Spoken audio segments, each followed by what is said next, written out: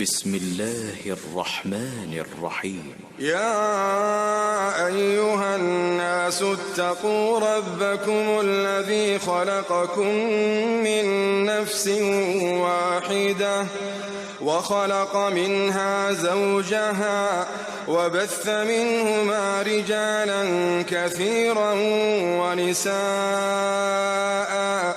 واتقوا الله الذي تساءلون به والأرحام إن الله كان عليكم رقيبا. خلق د خپل رب نه وویریږي، هغه رب چې تاسې د یوه نفس نه پیدا کړی او د هغه نه یې د هغه جوړه پیدا کړې ده او له دغه دواړې نه یې په مځکه کې ډېر سړي او ښځې خوره کړل او د هغې الله نه وویریږئ چې تاسې یو د بل نه په نامه د هغه سره سوال کوئ او د خپلوۍ د پرې کولې نه وویریږئ.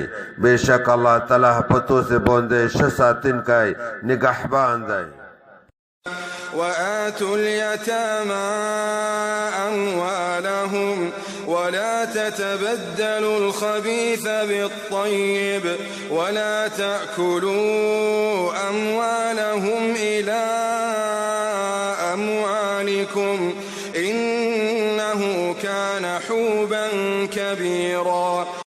او یتیمونو ته د هغې مولي نه ورکئ او ناپاکه څیز د پوښ په بدل کې مه وخلئ او د هغې مولي نه د خپل مولینې سره په یو ځای کولې مه خورئ. یقینا دا همیشه بیخي لویه ګناه ده. وإن خفتم ألا تقسطوا في اليتامى فانكحوا ما طاب لكم من النساء مثنى وثلاث ورباع فإن خفتم ألا تعدلوا فواحدة أو ما ملكت أيمانكم ذلك أدنى ألا تعولوا.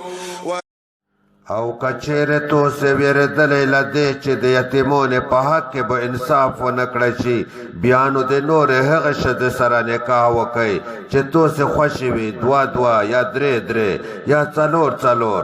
نو کچېرې وېرېدلی چې انصاف به ونه کړی شي، بیا نو د یوې اصلې ښځې سره نکاح وکئ یا وینځه واخلئ.